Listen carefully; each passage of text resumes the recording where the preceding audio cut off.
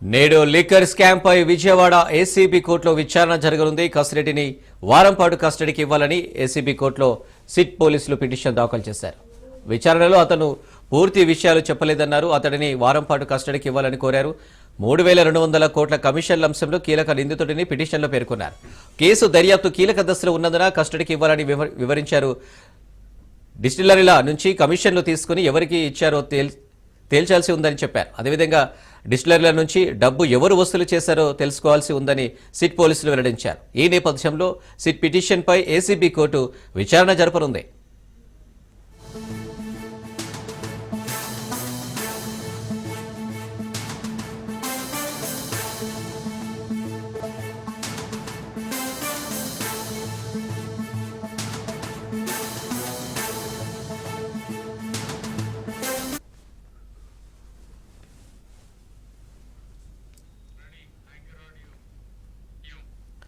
నేడు liquor scam పై Vijayawada ACB కోర్టులో విచారణ జరగనుంది. కసిరెడ్డిని వారం పాటు కస్టడీకి ఇవ్వాలని ఏసీబీ కోర్టులో సిట్ పోలీసులు పిటిషన్ దాఖలు చేశారు. విచారణలో అతను పూర్తి విషయాలు చెప్పలేదన్నారు. అతడిని వారం పాటు కస్టడీకి ఇవ్వాలని కోరారు. 3,200 కోట్ల కమిషన్ల అంశంలో కీలక నిందితుడిని పిటిషన్లో పేర్కొన్నారు. కేసు దర్యాప్తు కీలక దశలో ఉన్నందున కస్టడీకి ఇవ్వాలని వివరించారు. డిస్టిలరీల నుంచి కమిషన్లు తీసుకుని ఎవరికి ఇచ్చారో తేల్చాల్సి ఉందని చెప్పారు. అదేవిధంగా డిస్టిలరీల నుంచి డబ్బు ఎవరు వసూలు చేశారో తెలుసుకోవాల్సి ఉందని సిట్ పోలీసులు వెల్లడించారు. ఈ నేపథ్యంలో సిట్ పిటిషన్పై ఏసీబీ కోర్టు విచారణ జరపనుంది.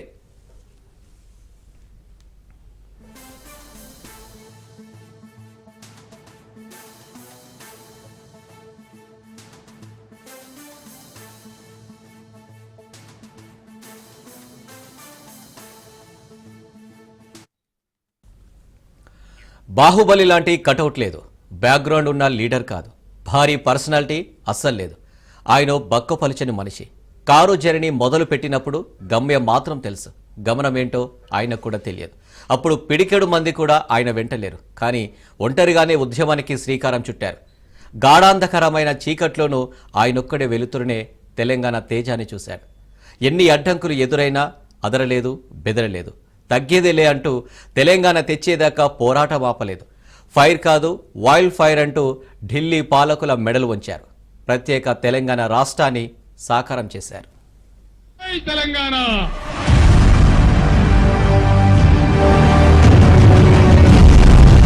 తెలంగాణ అంటేనే కేసీఆర్. గమ్యం చేరే వరకు, ఫలితం రాబట్టే వరకు, అనుకున్నది సాధించే వరకు ముందుకు పోయిన వాడే కేసీఆర్ అంటేనే తెలంగాణ. రేపు నేను వెళ్తున్నది ఆంధ్రప్రదేశ్ రాష్ట్రం నుంచి వెళ్తున్నా. తిరిగి వచ్చేది 100% డెఫినెట్ గా తెలంగాణ రాష్ట్రంలోకే వస్తారు. తెలంగాణ తల్లి విముక్తి కోసం కొట్లాడిన ధీరుడు కల్వకుంట్ల చంద్రశేఖరరావు. తెలంగాణ చరిత్రలో ఆయనది ఓ సువర్ణాధ్యాయం. ఒక్కడిగా అడుగులు వేసి సకల జనుల్ని ఏకం చేసి సబ్బండ వర్గాలను కదిలించారు. ఎదురు దెబ్బలను అధిగమించి, మోసాలను అధిగమించి, కుట్రలను అధిగమించి ముందుకు పోవడమే ధీరగుణం. ప్రత్యేక తెలంగాణ కోసం పిడికిలి బిగించి గళమెత్తారు. సమైక్య పాలకుల దోపిడీపై సమర శంఖం పూరించారు. ఆ గులాబీ దళపతి పోరాట ఫలితమే నేటి ప్రత్యేక తెలంగాణ రాష్ట్రం. ఈ తెలంగాణ ప్రాంతంలో ఆంధ్ర పార్టీల పెత్తనం అవసరమా? టీఆర్ఎస్ కు తెలంగాణకు విడదీయలేని బంధం ఉంది. 25 ఏళ్ల వేడుకలకు గులాబీ దళం సన్నద్ధమవుతోంది. దీంతో అసలు కేసీఆర్ ఏం చేశారు? తెలంగాణ సాధనలో ఆయన పాత్రేంటి? తెలంగాణ వచ్చాక ఆయన చేసిన పాలనపై మాట్లాడుకోవాల్సిన సమయం ఆసన్నమైంది.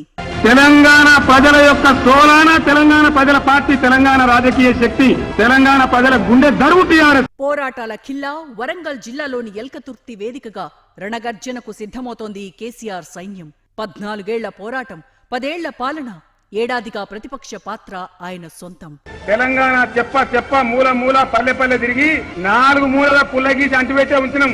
అవసరమైతే నా ప్రాణాలు బలిపెట్టైనా సరే తెలంగాణ సాధించడం ఖాయం. 60 ఏండ్ల కలను సాకారం చేశారు కేసీఆర్. ఆయన పుట్టింది ఉమ్మడి మెదక్ జిల్లాలోని చింతమడక. అతి సాధారణ కుటుంబంలో 1954 ఫిబ్రవరి 17న రాఘవరావు, వెంకటమ్మ దంపతులకు జన్మించారు. కేసీఆర్ జీవితం వడ్డించిన విస్తరి కాదు. ఎన్నో ఆటుపోట్లను ఎదుర్కొని రాటుదేలారు. చిన్నప్పటి నుంచే సమాజ సేవకు అంకితమయ్యారు. విద్యార్థి నాయకుడిగా చురుకైన పాత్ర పోషించారు. సిద్దిపేటలో BA చదివారు. ఆ తర్వాత ఉస్మానియా యూనివర్సిటీ నుంచి తెలుగులో MA పూర్తి చేశారు. 1969 ఏప్రిల్ 23న శోభతో కేసీఆర్ వివాహం జరిగింది. కేసీఆర్ రాజకీయ ప్రస్థానం కాంగ్రెస్తోనే మొదలైంది. మదన్ మోహన్ శిష్యుడిగా యూత్ కాంగ్రెస్లో రాణించారు. 1982లో అభిమాన హీరో ఎన్టీఆర్ పార్టీ పెట్టడంతో ఆయన టీడీపీలో చేరారు. 1983 ఎన్నికల్లో తనకు రాజకీయం నేర్పిన గురువుపైనే పోటీ చేసి ఓడిపోయారు. ఓడినా ఆయన వెనకంజ వేయలేదు. కేసీఆర్ 1985లో సిద్దిపేట నుంచి టీడీపీ ఎమ్మెల్యేగా ఎన్నికయ్యారు. 1987-88 మధ్యకాలంలో రాష్ట్ర మంత్రిగా పనిచేశారు. 1992-93లో పబ్లిక్ అండర్టేకింగ్ చైర్మన్ గా విధులు నిర్వహించారు. 1997-98లో రవాణా శాఖ మంత్రిగా సత్తా చాటారు కేసీఆర్. 1999-2001 కాలంలో ఉమ్మడి ఆంధ్రప్రదేశ్ అసెంబ్లీకి డిప్యూటీ స్పీకర్గా పనిచేశారు. అయితే తెలంగాణకు జరుగుతున్న అన్యాయాన్ని ఎదిరించి పసుపు జెండాను పక్కన పడేశారు గులాబీ బాస్. 2001 ఏప్రిల్ 21న టీడీపీ ప్రభుత్వానికి డిప్యూటీ స్పీకర్ పదవికి రాజీనామా చేసి తెలంగాణ గర్జన చేశారు.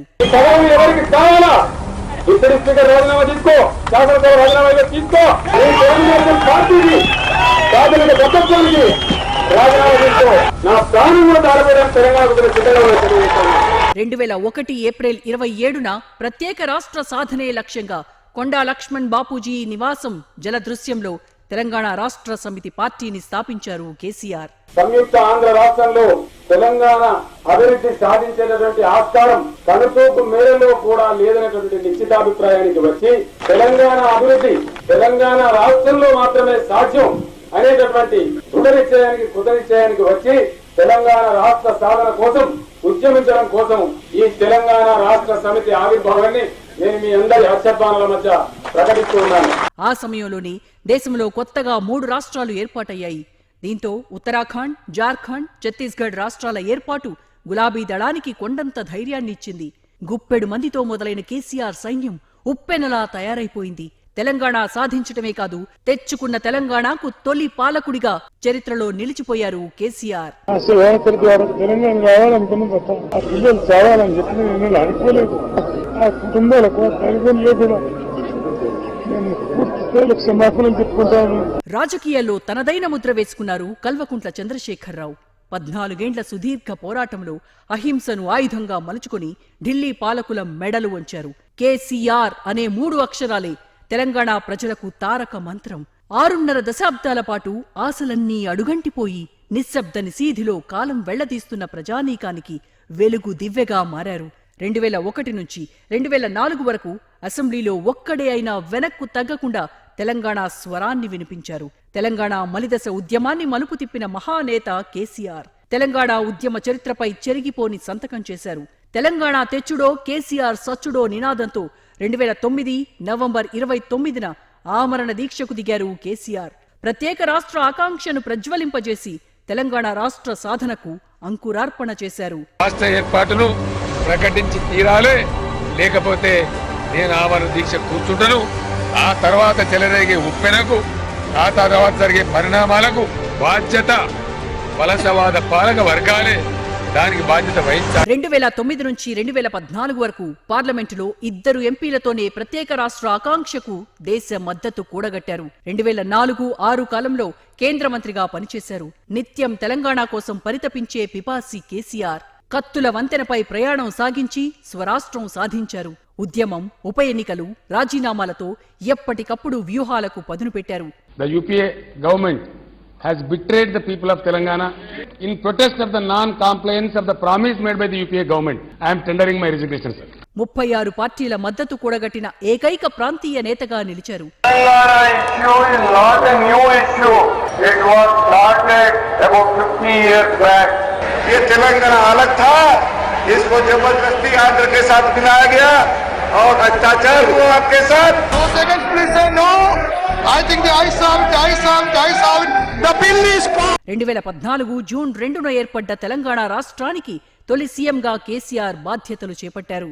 కల్వకుంట్ల చంద్రశేఖరరావు అనే నేను తెలంగాణ రాష్ట్ర ముఖ్యమంత్రిగా నా పరిశీలనకు వచ్చిన లేదా నాకు తెలియవచ్చిన ఏ విషయాన్ని నా కర్తవ్యాలను సక్రమంగా నిర్వహించేందుకు అవసరమైన మేరకు తప్ప ప్రత్యక్షంగా గాని పరోక్షంగా గాని ఏ వ్యక్తికి లేదా వ్యక్తులకు తెలియపరచనని లేదా వెల్లడించనని దైవ సాక్షిగా ప్రమాణం చేస్తున్నాను. తెలంగాణ స్వాప్నికుడు కేసీఆర్ ప్రత్యేక రాష్ట్రం కోసం ఆయన చేసిన గర్జన, ఆయన ఎత్తిన పిడికిలి, ఆయన పోరాట పటిమ నాటికి నేటికి ఓ సజీవ సాక్ష్యాలు. కేసీఆర్ అనే 3 అక్షరాలు 3.5 కోట్ల ప్రజల గొంతుక. తెలంగాణ ఉన్నన్ని రోజులు కల్వకుంట్ల చంద్రశేఖరరావు యాదుంటడు. That is KCR. ప్రత్యేక రాష్ట్రాన్ని కొట్లాడి తెచ్చిన బిడ్డను తెలంగాణ గడ్డ ఎప్పటికీ మర్చిపోదు. స్వరాష్ట్రాన్ని తీసుకురావడమే కాదు, స్వర్ణ కాంతులు వెలిగించారు కేసీఆర్. ఆసరాతో ఆప్తుడయ్యారు, రైతు బంధుతో బంధువయ్యారు, కళ్యాణ లక్ష్మి, షాదీ ముబారక్తో మేనమామయ్యారు. మహిళల రక్షణ కోసం షీ టీమ్స్ సృష్టించి ఆడబిడ్డలకు అన్నయ్యారు. మిషన్ భగీరథ, మిషన్ కాకతీయతో జలాధీసుడయ్యాడు. మీ పాలన ఉండే రోజులు మాకు దీవెనగా ఉండే, మీతో తెలంగాణ ఎప్పుడు సల్లంగా వర్తిల్లే. మీరు వేసిన అడుగులు మాకు వెలుగులని నింపే, మీ పాలన లేని ఈ రాష్ట్రం తల్లడిల్లుతుందే. తెలంగాణ యాస భాషను యావత్ ప్రపంచానికి చాటి చెప్పడంలో కేసీఆర్ పాత్ర అమోఘం. అవహేళనలు, అవమానాలకు గురైన భాషకు ప్రాణం పోశారు. పదునైన ప్రసంగాలు, ప్రాసలతో తెలంగాణ యాసలో మాట్లాడి ప్రజల్ని ఆకట్టుకున్నారు. అందుకే ఆయన ఏ సభ పెట్టినా, ఏ పిలుపిచ్చినా విజయవంతం అయిందే తప్ప ఒక్క ఫెయిల్యూర్ కూడా లేదు. అధికారంలో ఉన్నా, ప్రతిపక్షంలో ఉన్నా కేసీఆర్ పిలుపు ఇప్పటికీ తెలంగాణ వాదులకు ఓ వేదం. తెలంగాణ కదిలింది. కరీంనగర్ లో కథనంలోకి ప్రజలు బ్రహ్మాండంగా ముందుకొస్తున్నారు. నిజామాబాద్ జిల్లాలో నిప్పులు జరుగుతున్నారు తెలంగాణ ప్రజలు మీరు చేసిన మోసానికి. రంగారెడ్డి జిల్లా రగులు కొడుతున్నది, హైదరాబాద్ హరోం హరా అంటున్నది. ఇగో సిద్దిపేటలో మెదకు మెరుపు రవ్వలై తెలంగాణ మెరుపు రవ్వలై మెరుస్తా ఉన్నది. 10 జిల్లాలు కూడా మొత్తం మిమ్మల్ని చుట్టుముడతాయి, జాగ్రత్త. జనం నాడిని పట్టుకోవడంలో, విపక్షాలను చిత్తు చేయడంలో చక్కటి వ్యూహకర్త కేసీఆర్. పాలనలో ఆయనపై ఎన్నో విమర్శలొచ్చాయి. ప్రతిదీ రాజకీయ కోణంలో చూస్తారన్న అపవాదు ఉంది. కానీ తెలంగాణ తొలి ముఖ్యమంత్రిగా కేసీఆర్ చరిత్రలో నిలిచారు. దేశంలో ఎక్కడా లేనటువంటి సంక్షేమ పథకాలను తీసుకొచ్చారు. పథకాల రూపకల్పనలో తనదైన ముద్ర వేసుకున్నారు. చంద్రశేఖరుడి పథకాలను అధ్యయనం చేసేందుకు ఎన్నో రాష్ట్రాలు క్యూ కట్టాయి. తెలంగాణ హిస్టరీ, తెలంగాణ ఫ్యూచర్ కేసీఆరే. ఏ పల్లె పిల్లాడో, ఏ తల్లి బిడ్డాడో, అయ్య కడుపు సల్లగుండా రాజము తెచ్చాడో. ఎన్ని గడపలు దొక్కాడో, ఎన్ని బాధల పడ్డాడో.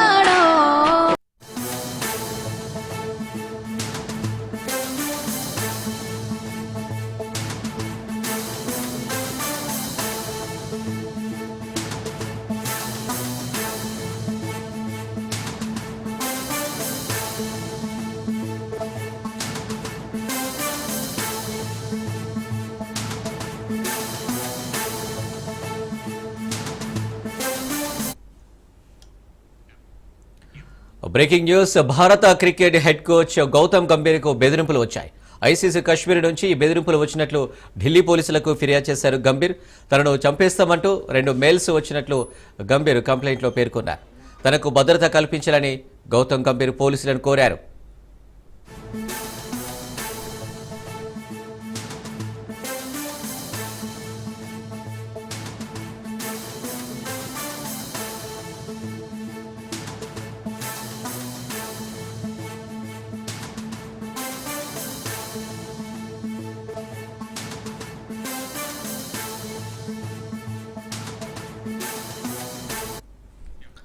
భారత క్రికెట్ హెడ్ కోచ్ గౌతమ్ గంభీర్కు బెదిరింపులు వచ్చాయి.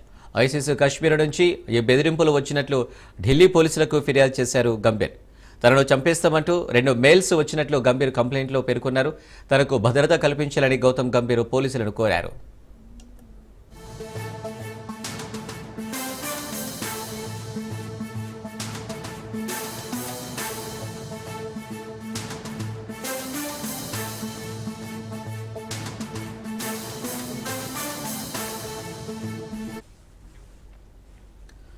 భారత క్రికెట్ హెడ్ కోచ్ గౌతమ్ గంభీర్కు బెదిరింపులు వచ్చాయి. ఐసీసీ కశ్మీర్ నుంచి ఈ బెదిరింపులు వచ్చినట్లు ఢిల్లీ పోలీసులకు ఫిర్యాదు చేశారు గంభీర్. తనను చంపేస్తామంటూ 2 మెయిల్స్ వచ్చినట్లు గంభీర్ కంప్లైంట్లో పేర్కొన్నారు. తనకు భద్రత కల్పించాలని గౌతమ్ గంభీర్ పోలీసులను కోరారు.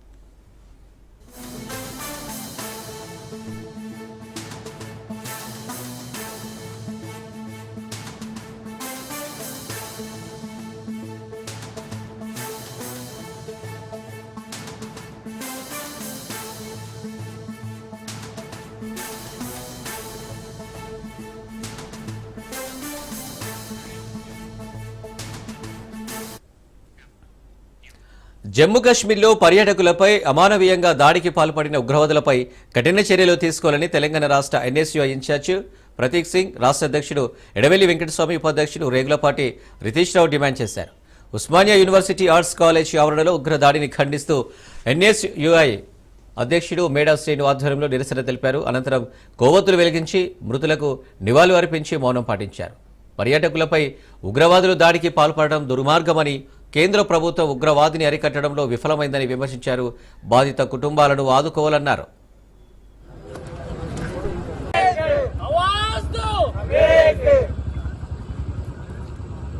Down, down terrorism. Down, down terrorism. Down, down terrorism. Down, down terrorism. Down, down terrorism. Okay.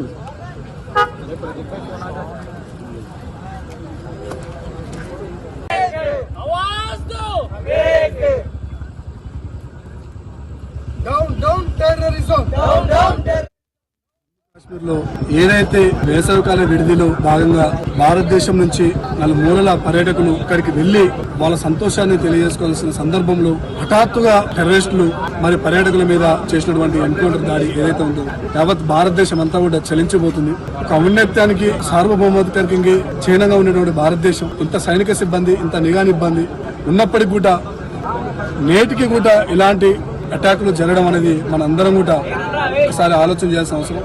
ప్రభుత్వాలు మన ఏ పార్టీని ఇక్కడ మాట్లాడాల్సిన అవసరం లేదు, కానీ కేంద్ర ప్రభుత్వాలు ఒకసారి జమ్మూ కాశ్మీర్లో అటాక్ జరిగిన తర్వాతనే సరే కోలుకొని మరలా ఇలాంటి ఎన్కౌంటర్లు జరగకుండా, టెర్రరిస్ట్ అటాకులు జరగకుండా అక్కడ నిఘా సిబ్బంది కానీ సైనిక సిబ్బంది కానీ భారీ మొత్తంలో మోహరించి అక్కడికి వస్తున్నటువంటి పర్యాటకులకి ఒక రక్షణగా, ఒక భరోసాగా కల్పించాల్సిన బాధ్యత కూడా మరి కేంద్ర ప్రభుత్వం మీద ఉన్నది. కానీ నేటికి కూడా 370 ఆర్టికల్ వచ్చినప్పటికి కూడా ఇలాంటి ఎన్కౌంటర్లు జరుగుతున్నాయో అక్కడ నిఘా సిబ్బంది, సైనిక సిబ్బందిని మోహరించాల్సిన అవసరం కూడా ఈ కేంద్ర ప్రభుత్వం మీద ఉంది. ఎక్కడో ప్రయాగరాజు లేకపోతే ఎక్కడో పుణ్యక్షేత్రం దగ్గర మోహరించాల్సిన అవసరం లేదు. ఎక్కడైతే భారత్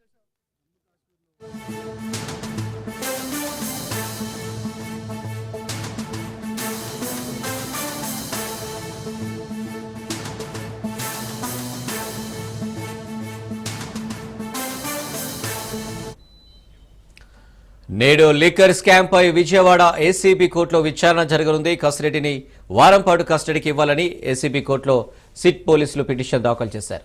విచారణలో అతను పూర్తి విషయాలు చెప్పలేదన్నారు. అతడిని వారం పాటు కస్టడీకి ఇవ్వాలని కోరారు.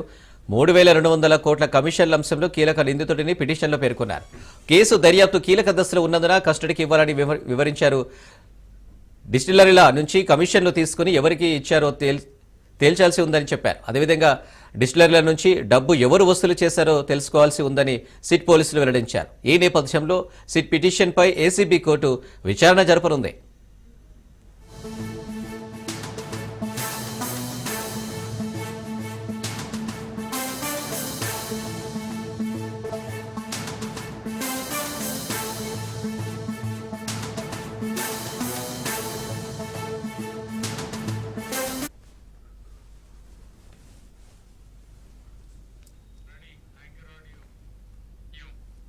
నేడు లిక్కర్ స్కామ్ పై విజయవాడ ఏసీబీ కోర్టులో విచారణ జరగనుంది. కసిరెడ్డిని వారం పాటు కస్టడీకి ఇవ్వాలని ఏసీబీ కోర్టులో సిట్ పోలీసులు పిటిషన్ దాఖలు చేశారు. విచారణలో అతను పూర్తి విషయాలు చెప్పలేదన్నారు. అతడిని వారం పాటు కస్టడీకి ఇవ్వాలని కోరారు. 3,200 కోట్ల కమిషన్ల అంశంలో కీలక నిందితుడిని పిటిషన్లో పేర్కొన్నారు. కేసు దర్యాప్తు కీలక దశలో ఉన్నందున కస్టడీకి ఇవ్వాలని వివరించారు. డిస్టిలరీల నుంచి కమిషన్లు తీసుకుని ఎవరికి ఇచ్చారో తేల్చాల్సి ఉందని చెప్పారు. అదేవిధంగా డిస్టిలరీల నుంచి డబ్బు ఎవరు వసూలు చేశారో తెలుసుకోవాల్సి ఉందని సిట్ పోలీసులు వెల్లడించారు. ఈ నేపథ్యంలో సిట్ పిటిషన్పై ఏసీబీ కోర్టు విచారణ జరపనుంది.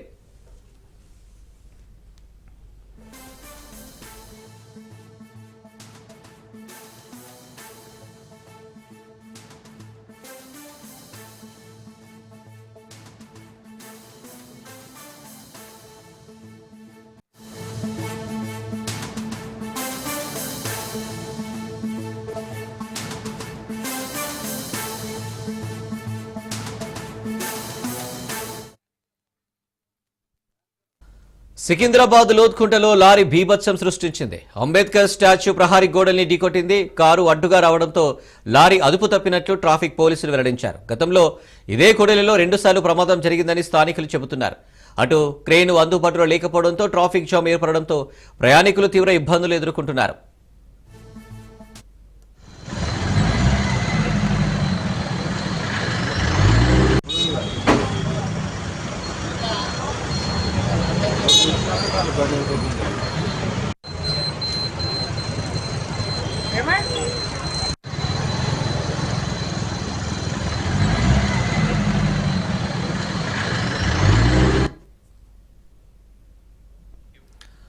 సికింద్రాబాద్ లోతుకుంటలో లారీ బీభత్సం సృష్టించింది. అంబేద్కర్ స్టాచ్యూ ప్రహారీ గోడల్ని ఢీకొట్టింది.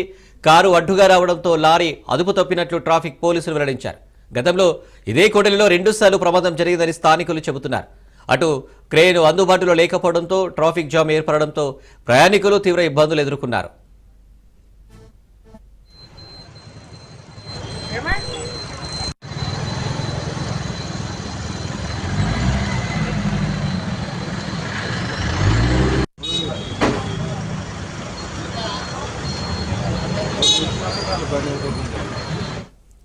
జమ్మూ కశ్మీర్లో పర్యాటకులపై అమానవీయంగా దాడికి పాల్పడిన ఉగ్రవాదులపై కఠిన చర్యలు తీసుకోవాలని తెలంగాణ రాష్ట్ర ఎన్ఎస్యూఐ ఇన్ఛార్జ్ ప్రతీక్ సింగ్, రాష్ట్ర అధ్యక్షుడు ఎడవెల్లి వెంకటస్వామి, ఉపాధ్యక్షుడు రేగులపాటి రితీష్ రావు డిమాండ్ చేశారు.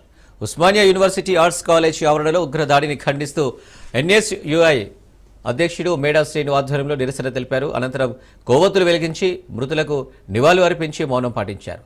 పర్యాటకులపై ఉగ్రవాదులు దాడికి పాల్పడడం దుర్మార్గమని, కేంద్ర ప్రభుత్వం ఉగ్రవాదిని అరికట్టడంలో విఫలమైందని విమర్శించారు. బాధిత కుటుంబాలను ఆదుకోవాలన్నారు.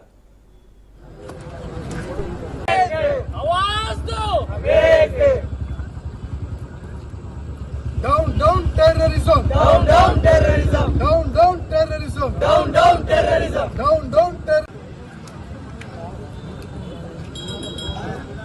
Okay.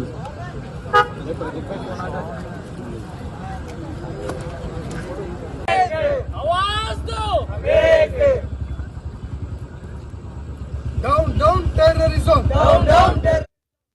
కాశ్మీర్లో ఏదైతే వేసవికాల విడిదిలో భాగంగా భారతదేశం నుంచి నలుమూలల పర్యాటకులు ఇక్కడికి వెళ్లి వాళ్ళ సంతోషాన్ని తెలియజేసుకోవాల్సిన సందర్భంలో హఠాత్తుగా టెర్రరిస్టులు మరి పర్యాటకుల మీద చేసినటువంటి ఎన్కౌంటర్ దాడి ఏదైతే ఉందో యావత్ భారతదేశం అంతా కూడా చలించబోతుంది. ఒక ఔన్నత్యానికి సార్వభౌమాధికారికి చిహ్నంగా ఉన్నటువంటి భారతదేశం ఇంత సైనిక సిబ్బంది, ఇంత నిఘా సిబ్బంది ఉన్నప్పటికీ కూడా నేటికి కూడా ఇలాంటి అటాకులు జరగడం అనేది మనందరం కూడా ఒకసారి ఆలోచన చేయాల్సిన అవసరం. ప్రభుత్వాలు మనం ఏ పార్టీని ఇక్కడ మాట్లాడాల్సిన అవసరం లేదు, కానీ కేంద్ర ప్రభుత్వాలు ఒకసారి జమ్మూ కాశ్మీర్లో అటాక్ జరిగిన తర్వాత సరే కోలుకొని మరలా ఇలాంటి ఎన్కౌంటర్లు జరగకుండా, టెర్రరిస్ట్ అటాకులు జరగకుండా అక్కడ నిఘా సిబ్బంది కానీ సైనిక సిబ్బంది కానీ భారీ మొత్తంలో మోహరించి అక్కడికి వస్తున్నటువంటి పర్యాటకులకి ఒక రక్షణగా, ఒక భరోసాగా కల్పించాల్సిన బాధ్యత కూడా మరి కేంద్ర ప్రభుత్వం మీద ఉన్నది. కానీ నేటికి కూడా 370 ఆర్టికల్ వచ్చినప్పటికి కూడా ఇలాంటి ఎన్కౌంటర్లు జరుగుతున్నాయో అక్కడ నిఘా సిబ్బంది, సైనిక సిబ్బందిని మోహరించాల్సిన అవసరం కూడా ఈ కేంద్ర ప్రభుత్వం మీద ఉంది. ఎక్కడో ప్రయాగరాజు లేకపోతే ఎక్కడో పుణ్యక్షేత్రం దగ్గర మోహరించాల్సిన అవసరం లేదు. ఎక్కడైతే